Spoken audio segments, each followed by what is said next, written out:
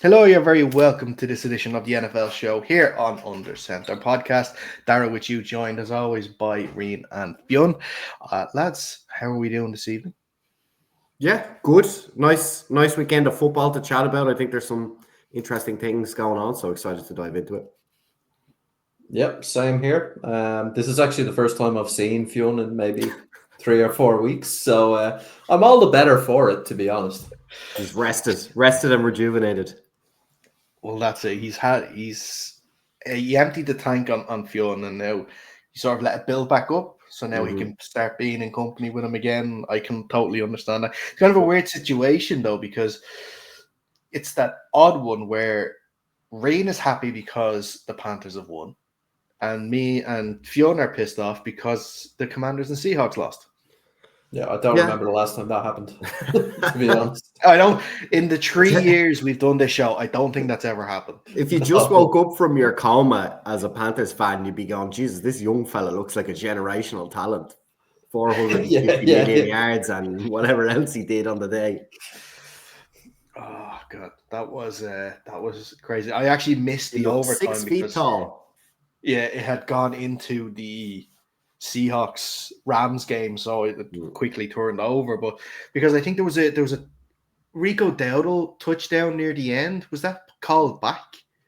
It was. He was like a millimeter out of bounds, but yeah. Because I thought, because I saw him score that touchdown. I was like, oh, they've scored, they've winning.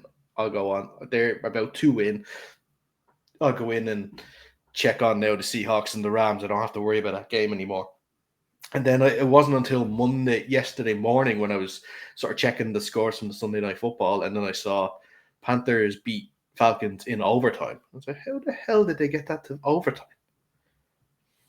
So they did eventually score the touchdown and then went for 2 to put themselves 3 points up, but there was a minute 30 left on the clock maybe, and the Falcons had three timeouts left. So yeah, it was a pretty handy ordeal for them to get down into field goal range. But hey, when it mattered in overtime, Bryce Young did it. He's now got 9 of his 11 wins are with game-winning drives, which is the most of any quarterback since he started playing. That's not bad. And Fionn, on your side, the first NFL game in Madrid took place over the weekend. The Dolphins beating the Commanders in overtime. But the biggest headlines from that game wasn't to do with the game itself. It was more to do with a certain quarterback for the Dolphins who actually, before I get into it, let's just play the video of it first, and I'll show you what I mean. So if I could get everything working here.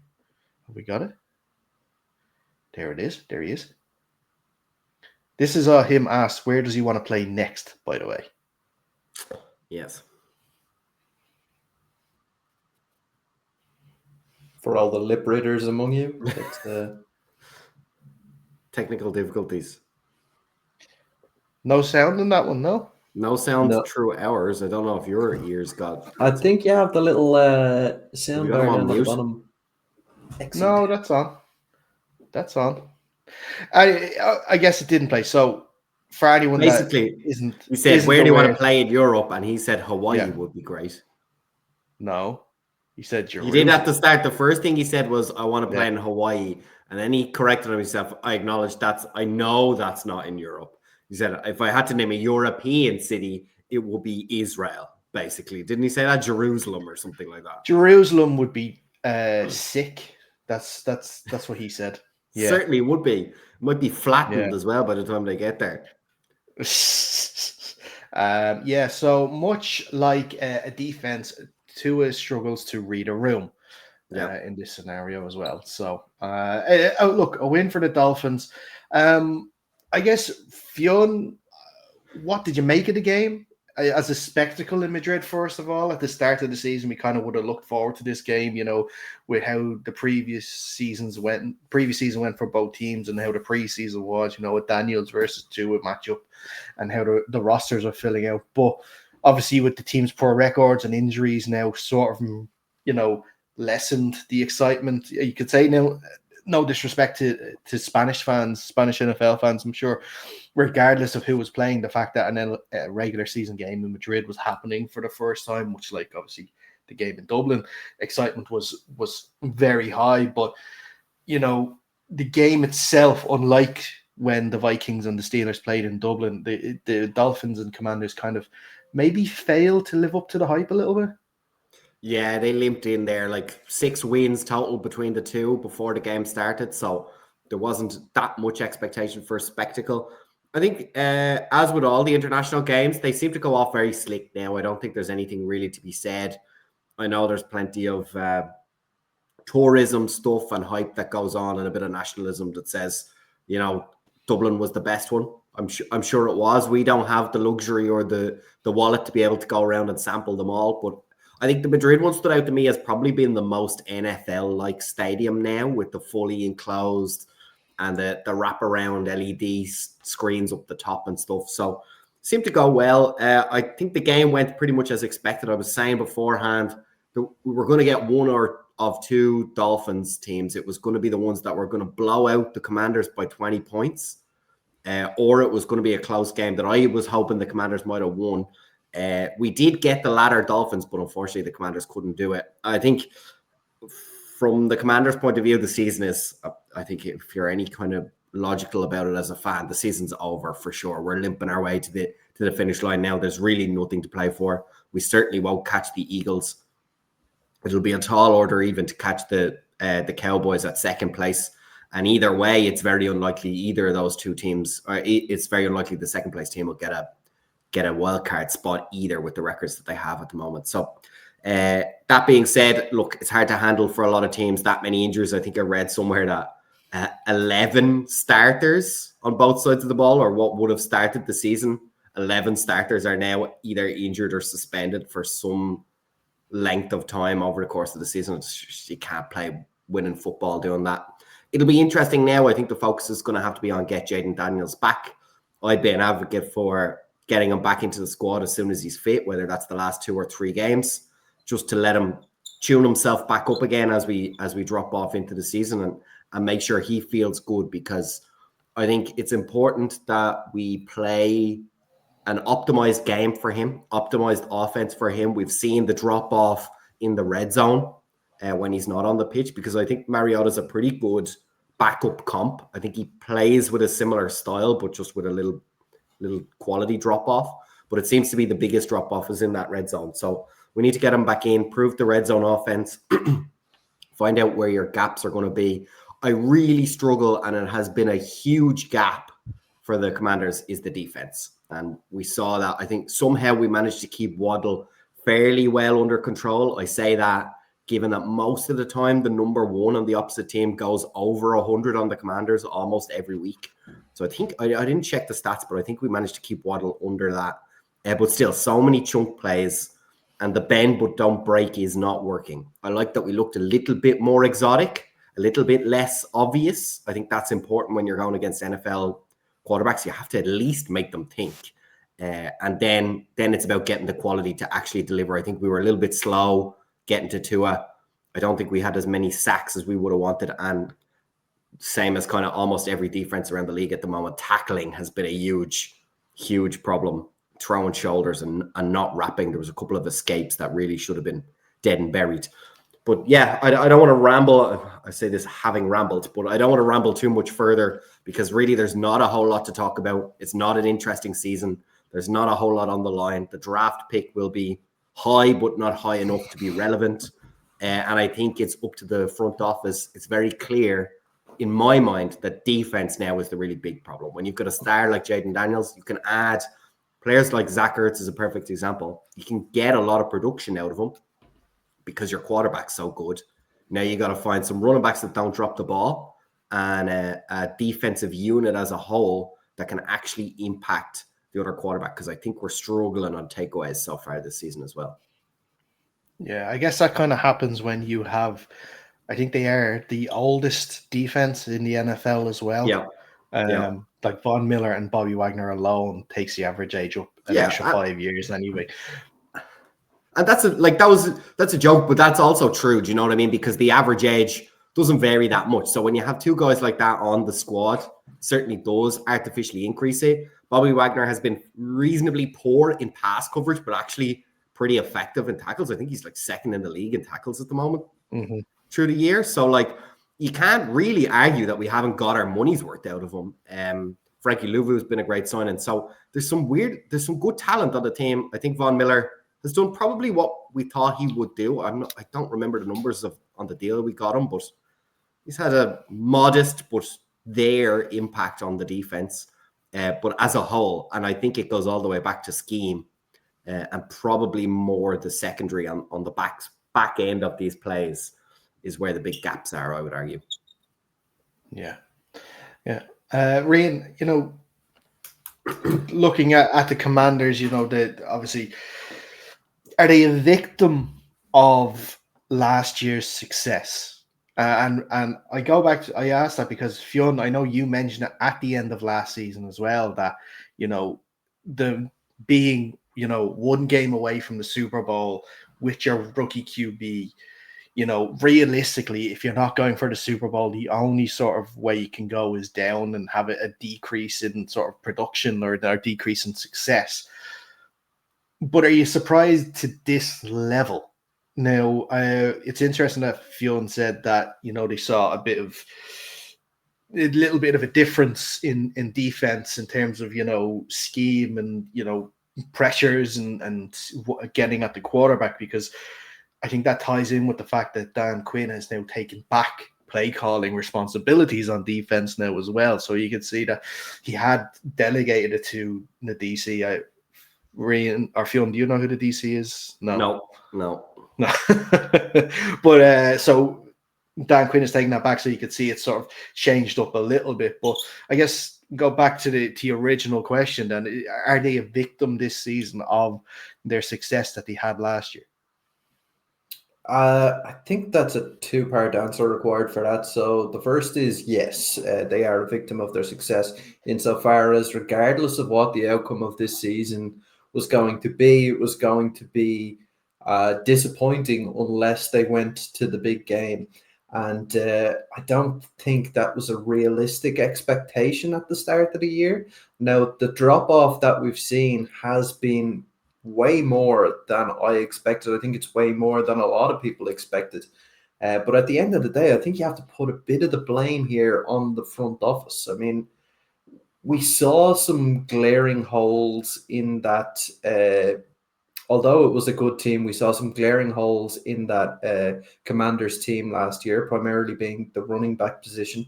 They haven't really done anything to fix that. I mean, I know they signed your man, it was named Jakrowski Merritt, but I think he was undrafted, right? Like he was, if anything, a very, very low round draft pick. Was he fifth round, sixth round? I think they did draft him, yeah, and I think it was kind of fifth, sixth, seventh, somewhere in that range.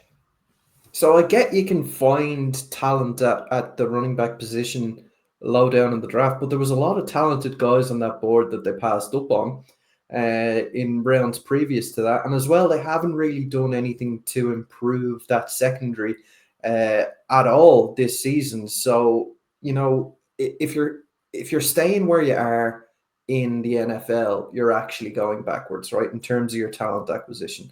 And I don't think they've done enough in terms of talent acquisition in the offseason to have sustained the success that they had from the season previous. So, yeah, it's been a little bit of a disappointment so far this season, but I don't think you can lay all of the blame on the players in this instance. Okay, yeah, that's fair enough. Well, we'll see. I think the Commanders, they're on a bye this week, actually. I should say they're not actually playing this week.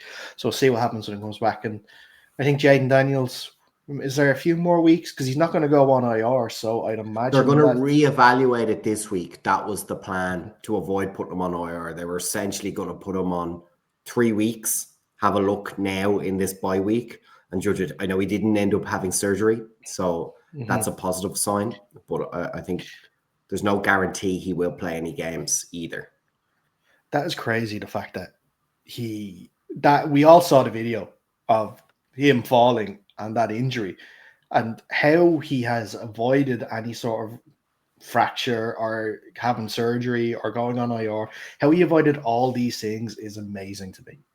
Yeah, it's stunning. I don't understand how that can be. And it's not even just like they're speculating on timelines, not just to get him clear for no, he definitely won't need surgery if things look good in 4 weeks. It's like he might come back to throwing in 4 weeks if rehab is going well, which I don't understand how that's physically possible, but he got away with it. It looked fairly feasible. It was his non-throwing arm as well, which I guess True. is a plus Helps. too. Yeah. Let's move on then, and I want to talk about the Chiefs because the Chiefs era and maybe possibly coming to a close because they are 5-5 following last week's defeat to the Broncos, meaning they are 4 games back on said Broncos in the AFC West, who are 9-2. And if the season were to end right now, guys, the Chiefs would not even be in a wild card spot. I think they're in 9th in the AFC conference standings. Mm-hmm. Is it like 2 questions, first of all. Okay, so I'll go with the first one here. And is the Chiefs' era coming to a close? I believe that that's too early to call. I think their domination is coming to a close. I'm willing to say that. But I was chatting to some people earlier this week and saying, just be so careful with these Chiefs because, yes, they haven't had a good season. For sure they haven't. And they are in 9th. But 8th is the Texans, who are going backwards at 5-5. And they've to collect I think LA or maybe Jacksonville are probably the 2 that they're liable to catch in terms of getting into the wildcard positions on the playoff. And it only takes like 5 good games at the end of the season. That's the last couple of games of the season into the playoffs. If you're playing your best football in the playoffs, you make it all the way to the end, they have a winning culture. And so that's why I'm willing to say the era is not over until they're out of the playoffs. I think if they get knocked out this year, sure, we can make that argument. Right now, I think you're premature with that prediction. Reen, what do you think? Yeah, I'm kind of in the same boat as Fionn, and what I'm going to point to is the losses that they've had this season. Pretty much all of them have been 1-score defeats, with a lot of them being 3 points, field goals in the last minute kind of thing. These are games that they were winning last season, and we were talking about how lucky they were getting, but nobody seems to be talking about how unlucky they're getting by losing these games this season. So if they can just turn their luck around just a little bit, get a little bit of a streak going, because they haven't really had that this season. They haven't had 3 or 4 games in a row where they've been able to string wins together. I think we very well could be looking at a playoff team here, and playoff Mahomes is a different animal, right? Once you get him into the playoffs, it's a whole different ball game, and they're going to be very, very dangerous regardless of their record if they do make it to the postseason. Yeah, it's a very interesting run-in they have, though, Dara, because it's sprinkled at 2 ends of the NFL spectrum, to be honest. You've got the Colts, who are going to be in the playoffs.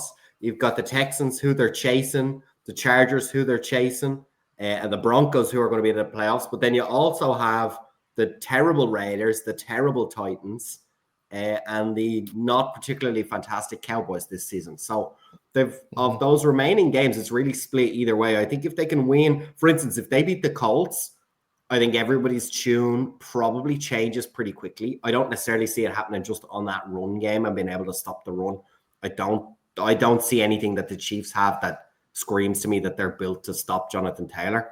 But you know what I mean? Either one of those big games, if they beat the Texans and the Chargers, all of a sudden they're the ones in the driver's seat and they look dominant again. So as Ryan said, it's about whether they can get that kind of the engine turned over and get a bit of a streak going. Because as I said, I believe if they make it into the playoff football, and that includes maybe the last couple of weeks of the season, if you're playing yourself into the bubble, I really fancy the Chiefs. I fancy their experience that they have, the mentality that they have, that they can turn it around. So I would not be willing to write them off just yet.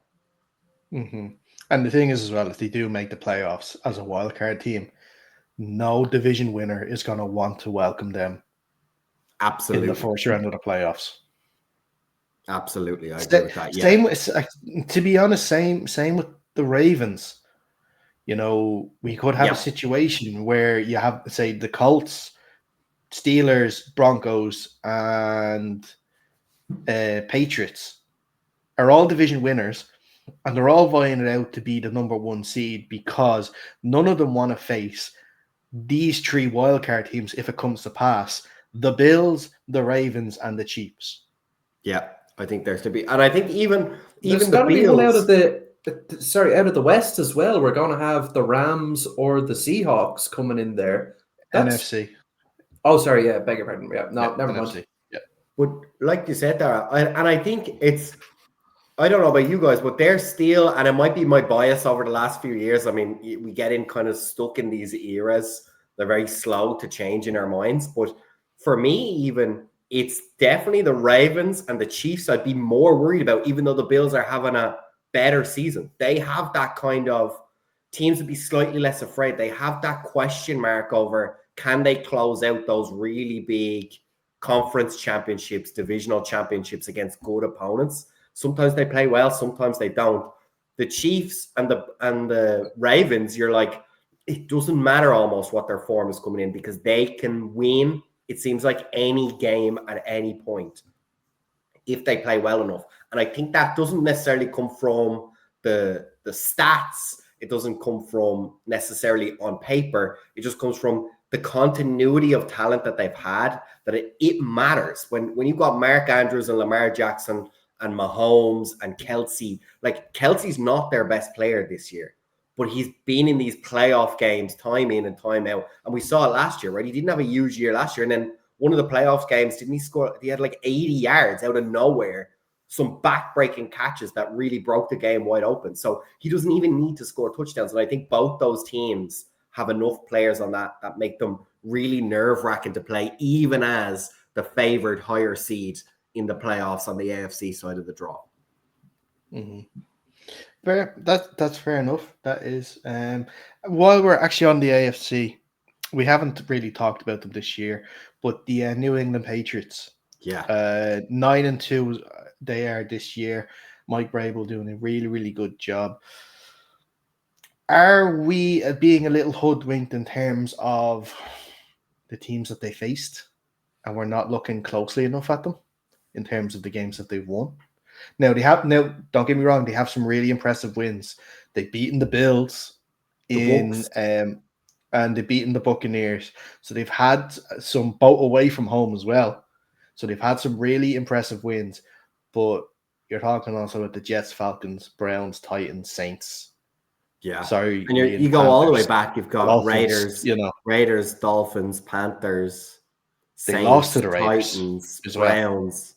Yeah, it's interesting. And but they've got some ones coming up as well. Bengals, Giants, Jets again, Dolphins again. So look, this is the way it breaks, right? We spoke with them last year. I think they had a terrible wide receiver core. And I believe what I see on the tape in that they're dispatching these teams very effectively. I think they're playing good football and they haven't fooled themselves. They've found what works for their offense. Is it enough to win it all? I don't know. We'll know when they come up against the proper opponents in the playoffs. I think that's going to be a huge test, obviously. But they haven't added, they've added Diggs, but he didn't have a fantastic year the year before. They've got the most out of him so far. He hasn't had an outrageous statistical season, but he's playing well. Your man, Matt Collins, that doesn't wear any shoes.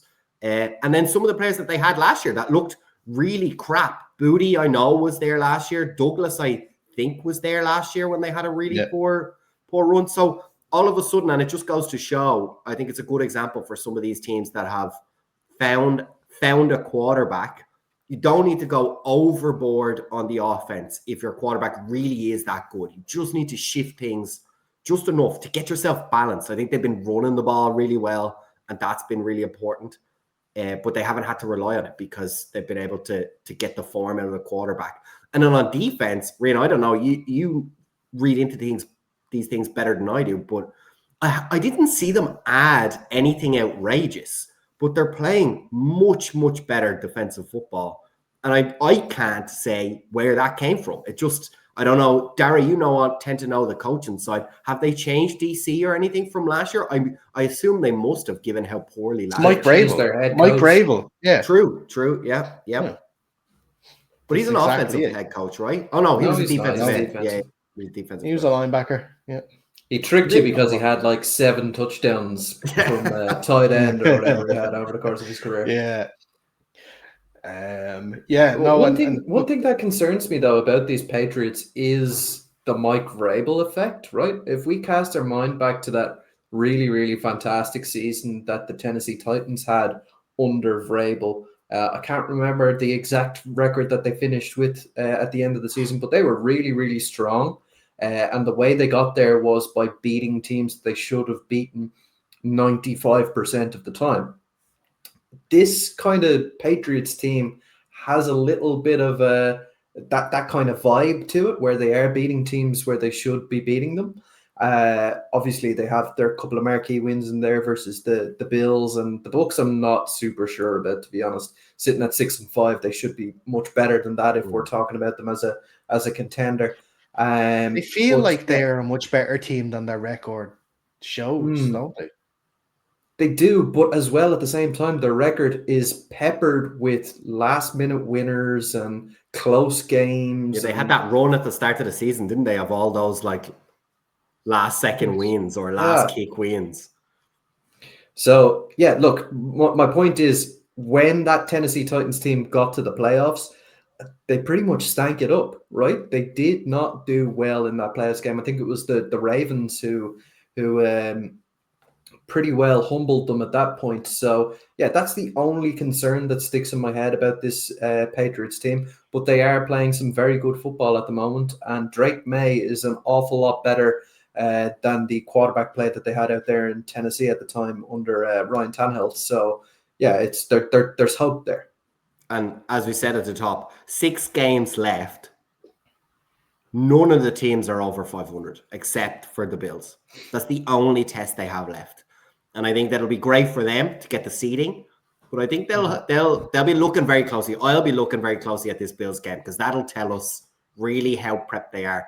And if I'm Vrabel, and I'm sure he'll be treating that like a playoff game just to see where his team is at when he adds the extra pressure and the extra hype, because they're obviously not feeling too much heat coming behind them in the division. And so can he replicate a kind of a playoff atmosphere just to give himself that kind of baseline pre-playoffs to determine where his team is going to go and what he needs to maybe keep an eye on when the chips are down in the playoffs? Yeah. Well, like it's down for a 6 p.m. Irish time game, so it's not going to be on national television. The week before against the Giants, they play on the Monday Night Football. So at least that'll give them an idea. But the thing is, like, they could lose that game against the Bills and still have the number 1 seed. Oh, absolutely. And that's what I'm saying. Because of, like you mentioned, all the other teams that they're going to face are going to be sub 500 record teams.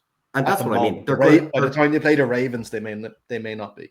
They may not be. But they're going to canter into the playoffs. And that's what I mean. I think Vrabel has to take advantage of this Bills game and maybe the Ravens game to challenge his squad just to feel things out, because they're really not going to be challenged running in other than that game. And even the Ravens, I think it's fair to say at this point, having watched the game on Sunday, they're equally as likely to go backwards as they are to go forwards from 5-5. So, yeah, I think Vrabel and the coaching staff, if I was them, that's the game I'd be circling right now and say, okay, we're going to make the playoffs, guys. Well done, but we're going to have to test ourselves now against the Bills. That's a must win if we want to prove ourselves to be dangerous. Mm-hmm. Okay. From head coaches that are doing very, very well, to head coaches that we believe after, 12 weeks of the season, that are going to be on the hot seat for the rest of this year, and maybe that their seat has already burnt up and they're just living on borrowed time. I want to do a round table. We'll start with you, Reid. Give me one head coach that you're looking at and thinking, this guy better get things together soon or else. Because we've seen now, I think on average there's about 5 to 6 head coach openings per season now. So we've already got Dayball gone. We've already got Brian Callahan gone. So if we go by the averages, there's going to be another 3-4 gone as well. So who do you think one of them is going to be? My pick is going to be Gannon out of the Arizona Cardinals. For me, that organization seems to be in turmoil at the moment. The whole Kyler Murray thing, injury, not an injury, dropped behind Jacoby Brissett. That to me is a worrisome. A head coach should have that kind of thing under control long before the season starts. So yeah, the results are not coming either for the Cardinals. So that's where I'm going with this one. There's obviously a whole host of other names. Some were helped out this weekend. I obviously had my eye on Mike McDaniels, but the win this week probably helps him out a lot in cooling down that seat. So yeah, I'm gonna go with Gannon. Okay. Yeah, I agree with you there in that sense. I know he's in. Sorry, Fionn. I know he's in a stacked division in the NFC West against 3 sides that are in actual playoff contention at the moment. But yeah, I think the management of sort of Kyler, the fact that he's moving away from him now, when we probably could have seen that last year. Maybe he thought he could get one more year out of him. But if we look at this year's draft, there's no real standout quarterback in this year's draft either. So I'm not too sure why, if they're going to pull the plug on him, they'll do it now. I think like he's been hurt with injuries. I think that the main threat on his offense has been James Conner, and he's been out all year. And without James Conner as a running back, and you're going with guys you're picking up off the street, it's going to be hard if you're going to have to rely on your quarterback, and he hasn't been living up to the billing so far. Because like obviously being a fan of a team in the NFC West, I keep an eye on the NFC West teams, and I tell you, it doesn't like this has sort of been the Cardinals in general since Kyler's come in. In his first year, I think it was under Cliff Kingsbury, and I think they went 8-0 to start the year, and everyone believed that this was going to be them. But second half of the season, I think they won one game, and then just the whole next couple of years after that, which meant Kingsbury lost his job and Sean Gannon coming in. I don't believe that the issue just stops at the head coach. You know, it's the GM, it's the owner, the way that they're running this team is not helpful, and I'm sure fans are probably the same. That ownership has to start either change or get better, or GM has to change. But I think they only changed their GM recently as well, so I'm not too sure if that's going to be a change that they'll make this year. But Fionn, what do you think of that Sean Gannon Cardinals on the hot seat?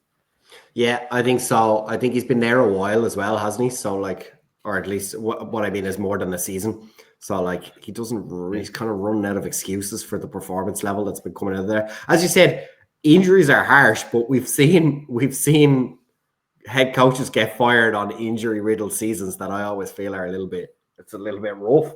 So the owners and the front offices tend to not do it, because most of the time, right, it's a sacrifice. You're trying to get rid of him before the owner decides maybe I should get rid of the GM instead, because some of the roster moves we've made. So yeah, I think that's a pretty fair shout.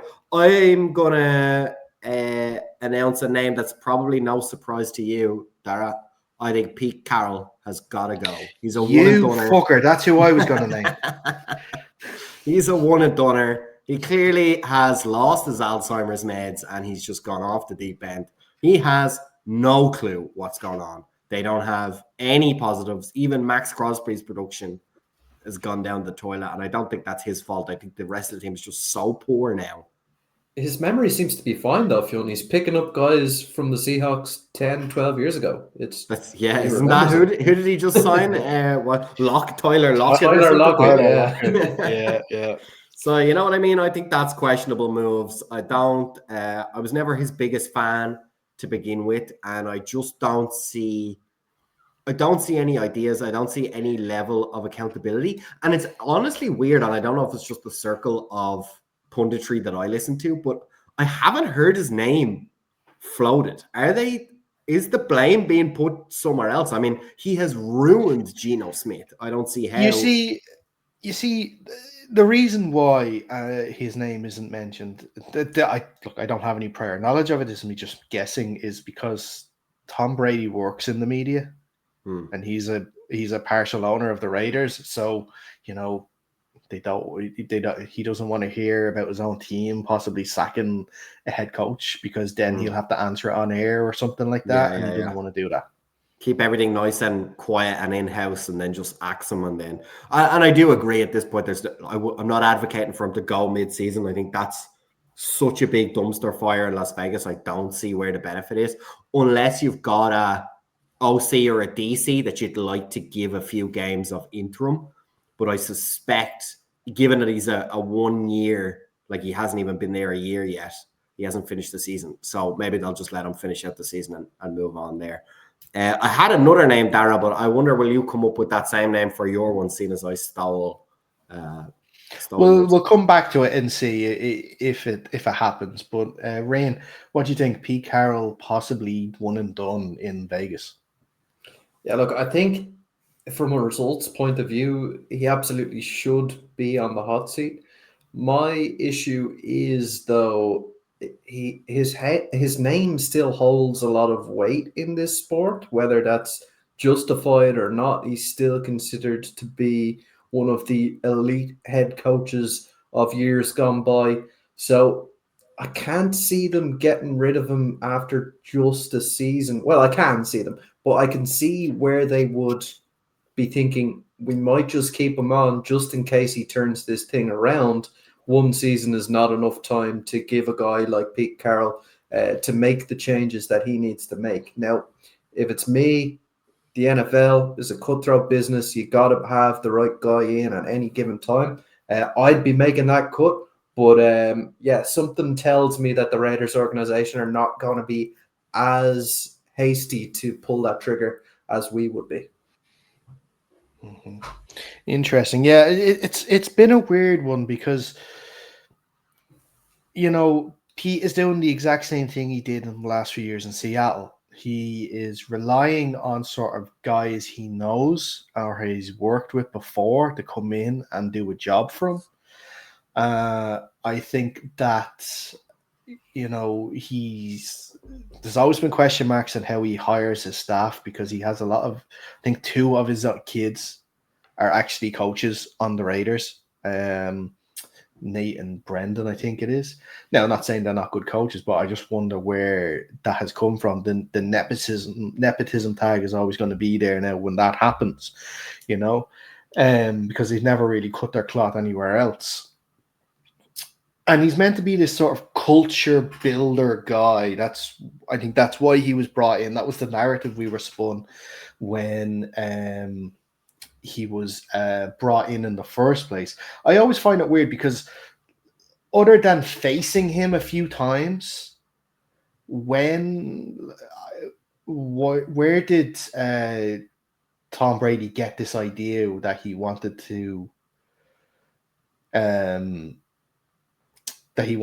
him to come in and be this guy, other than obviously talking to him and stuff like that? So it's just a weird one, and it doesn't seem like the culture's gotten any better.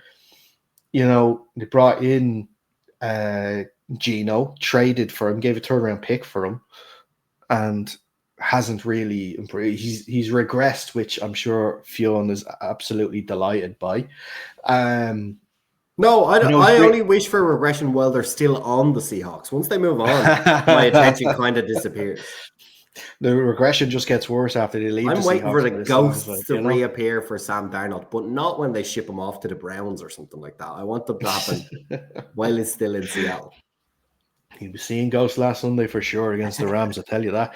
He absolutely was. Yeah, it's a weird one. I do struggle and think if they do, will they pull the trigger? I don't think Tom Brady's wants to be that sort of owner. I think maybe Was it Mark Al Davis? Davis. Is the Mark Davis. Al? No, Davis. Al was the dad. Yeah. Al was the dad. Was the successful Davis.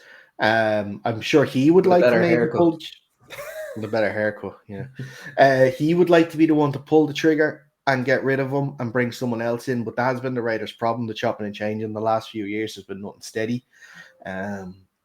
So yeah, I don't know. It's not looking great. That's the best I can say about it at the moment with the Raiders. It's not looking great. They don't look great at all. They look like they're getting worse week on week. But yeah, we'll see. My name that I think is on the hot seat is actually, now that I can't name Pete Carroll, I have to go to my second choice. Thank you very much. Is Raheem Morris in Atlanta? I think he is someone that is going to be on the hot seat for sure. 3-7 at the moment, 8-9 last year. They put their he went with Michael Penix this year. The most costly backup in the NFL, and Kirk Cousins there as well. Just the team does not look great and I'm sick of this every year with players like Kyle Pitts and stuff, where it's like, this could be his year, this could be his year. This is like, they are banking on mid players. They're wasting Bijan Robinson. If he was at any other semi-successful team, he would probably be like making Saquon numbers that he was making last year. Bijan is an unbelievable player, but I'm not seeing it with him. I'm not seeing the team getting any better. And look, you take out their Super Bowl run in 20 whatever year that was, 2017, 2018, something like that. Like, they're one of the worst run clubs in the league anyway. Yes, they got the fancy new stadium, but they've not built off the success of reaching the Super Bowl. Matt Ryan had that MVP year and kind of regressed to the mean. They haven't brought in good head coaches, because who was it beforehand? It was he's the OC in Pittsburgh at the moment. Wasn't Dan Quinn at one point one of the head coach of Atlanta? He was. He was the one that got them to the Super Bowl. Yeah. But who was it? Is it Arthur Smith? What's his name? That's Arthur Smith. Arthur Smith was the head coach. He turned out awful. He turned out awful. I don't know where they're seeing this sort of stuff. So he's my guy that I'm very worried for. If I was, I guess I don't know if you're an Atlanta Falcon fan, you want to keep him or not. But if you are a pro Raheem Morris as your head coach guy, I'd be worried if I were you right now. Yeah, he's failed to inspire, I would say. Yes. Okay, well, look, I probably spend a little bit more time watching the NFC South than you guys do. That's true. That's very true. For your sins. Yeah, for my sins. Raheem Morris is a defensive guy, right? Mm-hmm. Yeah, he was a DB, I think, back in the day. So he has overhauled that defense. That defense is actually stellar at the moment. Best pass defense in the league. That was before they played the Panthers. I'm not sure where they're sitting now after giving up 450 to a midget.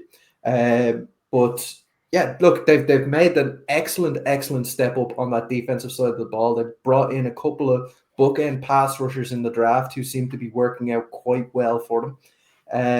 And then on the offensive side of the ball, they've stacked up talent, right? They have got Kyle Pitts, who we know from his college tape has got potential to be an excellent player in the league. They have he's in year Drake 4 London. now, though.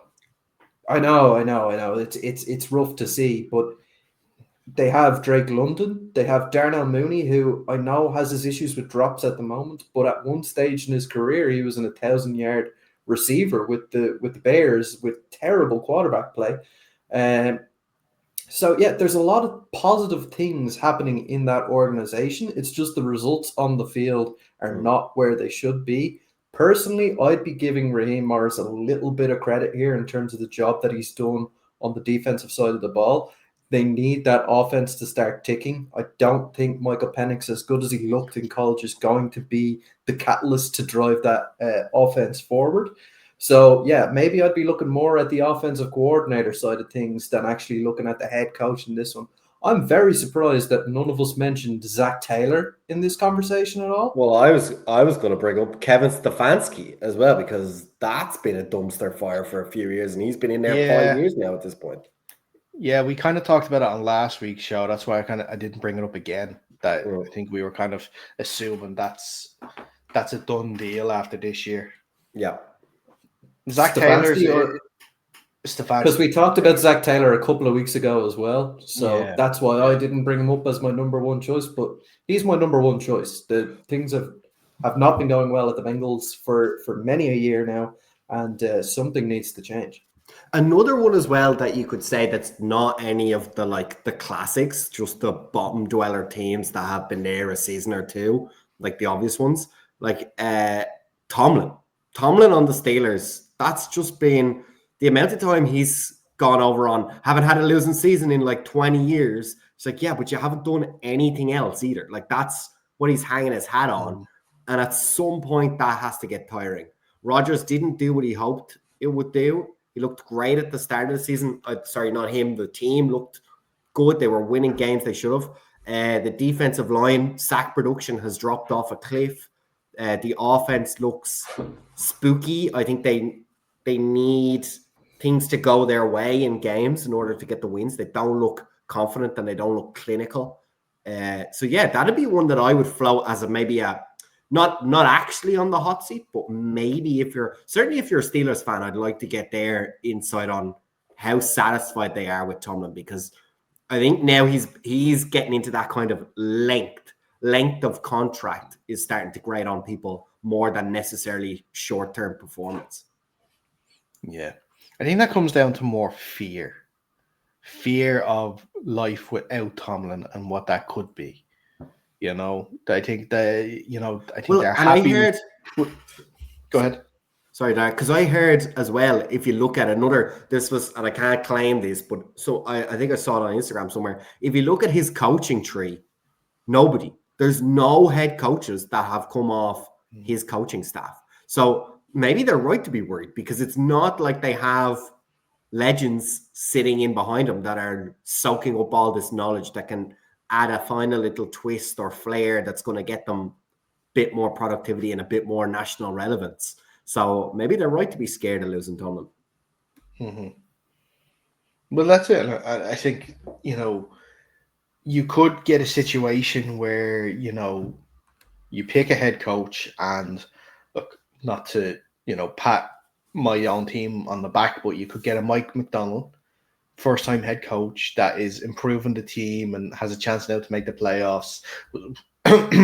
Even though it was one game off the playoffs, not even a game, I think it was points difference last season.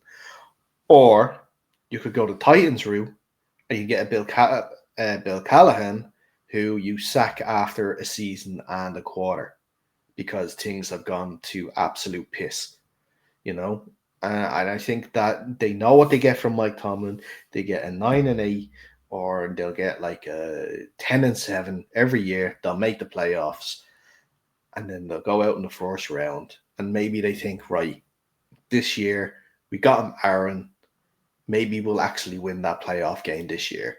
Maybe we can make a run. Which, look, we all know that probably won't happen.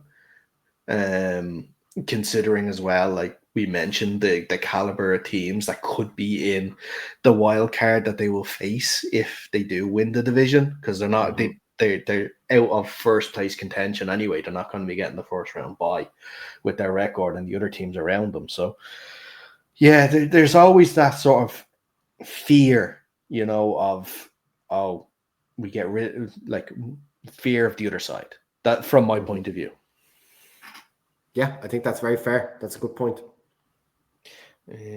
Right. I think, we have one more topic. We'll actually talk about it quickly. Spend about 5 minutes or so on it. Spitgate, as it's now being dubbed, because every incident has to have gate at the end of it to make it obviously interesting. Jalen Ramsey and Ja'Marr Chase were involved in a tussle in the game between the Bengals and the Steelers at the weekend. The game the Steelers won convincingly enough at home, where it ended up on the day. Jalen Ramsey was actually ejected for striking Ja'Marr Chase. He then went out and claimed afterwards that it was because Chase spit on him. Chase was then asked himself in the press conference, which he categorically denied. Then the video evidence started to surface throughout the rest of Sunday, where you could clearly see that Chase actually did spit on, at whichever way you want to call it, Jalen Ramsey. And now, after the videos have surfaced, the NFL has taken action to ban Ja'Marr Chase for one game, the game against the Patriots this weekend, which he is going to appeal and get that overturned where he can play. First thing we should say, obviously, that stuff has no place in any sport, in any game, in any way of lifestyle. Spitting at people, like why people think that as a thing to do. Great English there. I'm very sorry about that.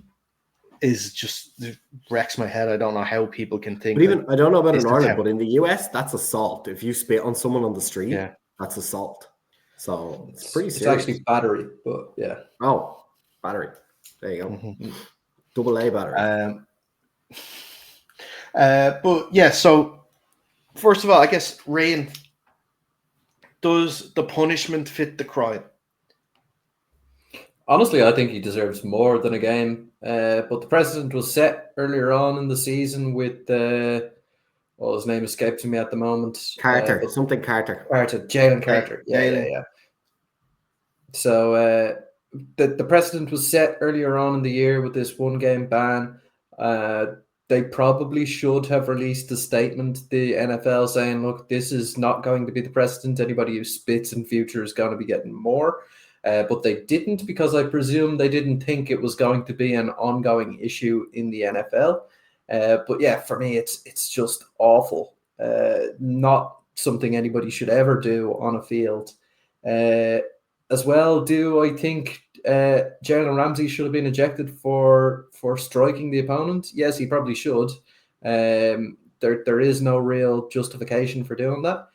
Do I have sympathy for him? I absolutely do. I'd say I don't want to ever be in the situation, but if someone spat on me in a game, I'm not sure what my physical reaction would be to that. So I do have a certain amount of sympathy for him, but at the end of the day, he did strike an opponent, and that doesn't look good for the league either. So the ejection was absolutely warranted there as well. Yeah, 100%. I think, if anything, I'd like to see the fines escalate. I know they tend to do escalation per player. I'd like to see it per instant. The league kind of step in and say, guys, we've seen this twice now, and I know I saw somewhere. Yeah, I saw somewhere as well that says it's gonna cost them like nearly $600,000. But I think the majority of that comes from the fact that you don't get your paycheck if you're suspended a week. So, but I'd like to see the fine itself really ramp up from now on, and the league, in my opinion, should still release a statement to just clarify, if this happens again on anywhere that we pick up on camera, like because we spoke offline about kind of Dak's response that kind of baited Carter's spit in the first place and wasn't quite on him, but it was like in his direction, that kind of thing, taunting level maybe. I think the league should have a no-nonsense approach to this. We've seen too many. 2 is already too many. And so they really need to stamp it out right now. I think it should be number one priority, way more than some of these silly stuff that they have prioritized at the moment. This is pretty disgusting. It's not a good example to set. It doesn't go in normal society, so it should not go on the football pitch. And I think the NFL has a responsibility to stop this really, really quickly. And the best way to do that is hit ads in the pocket, because they'll try and overturn suspensions, but fines are really going to hurt them, and that's going to be a big dissuasive factor. I mean, as well, like it makes a whole lot of sense to find these guys and to find these guys hard. they get fined something like $20,000 for wearing the that's wrong nothing. socks on a game day. Yeah. So Yeah. that's an absolutely nothing offense. Yep. They better be dealing out the punishment pretty hard for stuff like this. Yeah. Yeah, I think you're right on that. I think he was fined. I'm trying to see if I can find how He was much. only signed. My understanding was he was fined 50 grand for the spit, and then will end up incurring about 540 grand of a lost paycheck for next week's game. So that's how it ends up at nearly 600k. But if you're up to me, I think we should be at 200k fines. Forget about whatever the suspension does, and I think it should be tagged with a suspension as well. It needs to be a really, really strong deterrent. Yeah, he's not actually technically fined. That's what I mean. Any cash. Yeah. This suspension just means he will lose his $448,333 weekly paycheck, as well as a $58,823 per game active bonus. Grand. So it is in his pocket fine as well. I think there is a NFL fine because that money goes to charity, the ones that they get fined. So I do think they will take some money off them as well. Now, probably not a lot. Oh, interesting. There's nothing. Well, I think they should definitely bring that in for this particular offense. It's a suspension and a fine, and a fairly hefty fine at that. Yeah. Right. I think that is a good spot to end this show. Lads, I appreciate you as always. Before we do go, though, if you are watching this video on YouTube and you haven't already, please like this video and subscribe to the Undercenter Podcast YouTube channel. Especially now as we're getting close to the AFI season, that's where you're going to be for all the best AFI news and shows and opinions. We've got some great stuff coming up down in the works. If you're listening to us on Spotify or any other podcast platform, if you haven't subscribed, please do. And if you could give us a rating, 5 stars, if we are worthy of those 5 stars, of course. What else? Instagram, Twitter at UndercenterPod. Make sure you're following us on there too. I believe that's all the everything that we need to. Obviously, this show and every show is brought to you by Rainrocks Web Design. They are the team behind UCP.ie. Again, go to that website. That is your hub for American Football Ireland news, results, everything you are going to want for the upcoming AFI season. Like I said, Rian, Fionn, thank you so much as always. Thank you very much. Pleasure. And until next time, stay safe, and we will see you soon.